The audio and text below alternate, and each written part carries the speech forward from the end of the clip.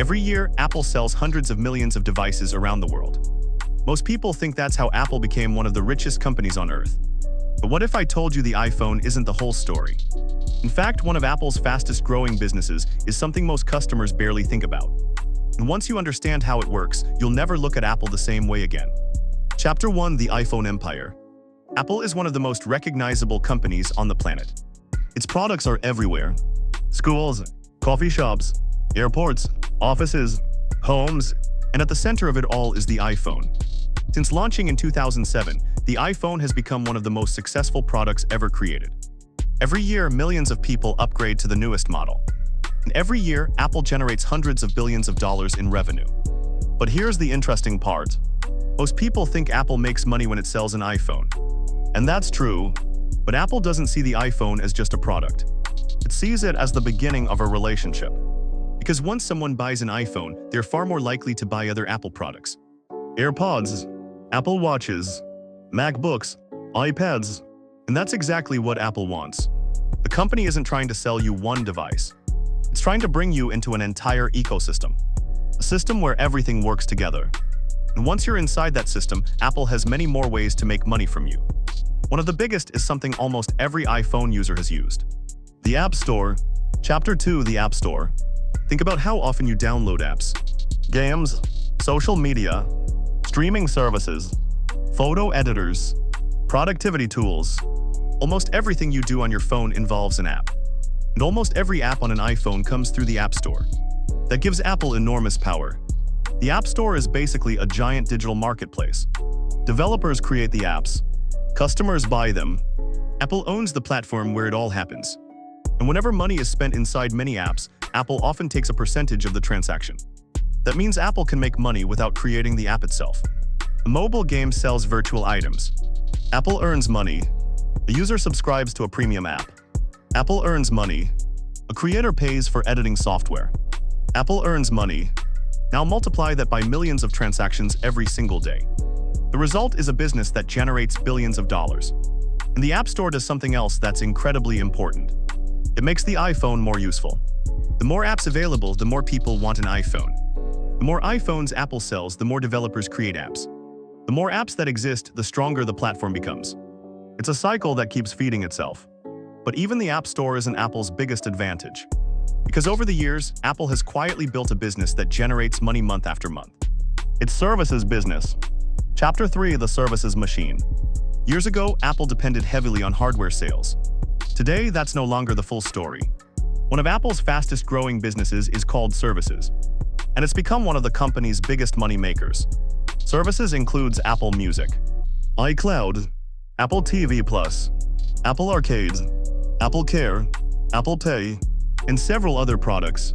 At first glance, these services might seem small compared to the iPhone. But they have one huge advantage: subscriptions. When someone buys a phone, Apple gets paid once. When someone subscribes to a service, Apple can get paid every month. Again and again. Think about iCloud storage. Many people eventually run out of free space for photos and videos. The easiest solution: pay a small monthly fee. The same thing happens with Apple Music or Apple TV+. Each subscription may only cost a few dollars a month. But when millions of people are paying, the numbers become enormous. That's why investors love subscription businesses. The revenue is predictable.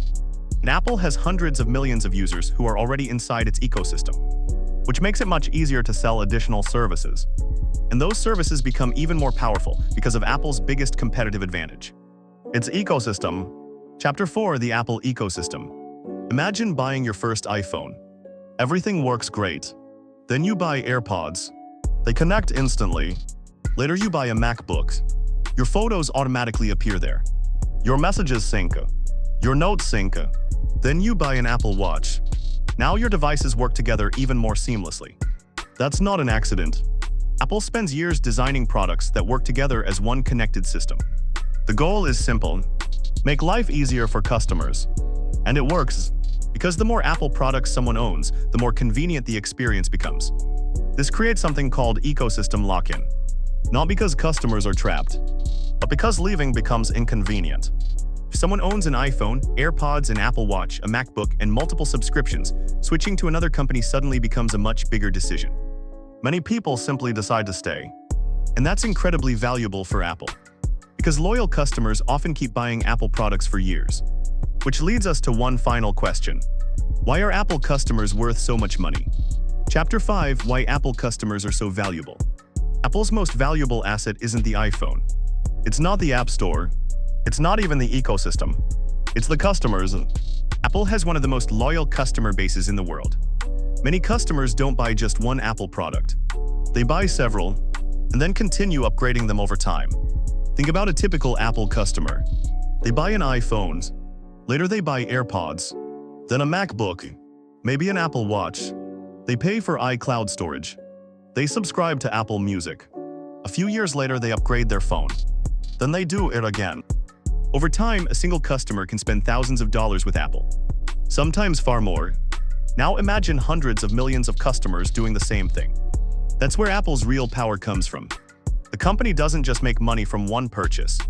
It builds long-term relationships that can last for years.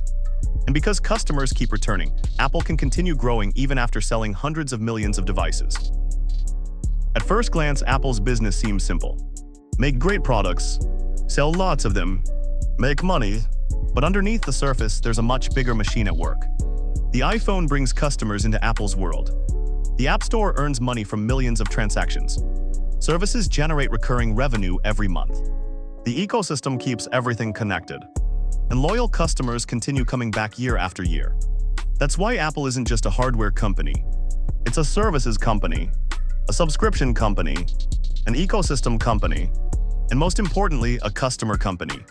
Because in the end, Apple's greatest product may not be the iPhone itself. It's the system that keeps millions of people coming back.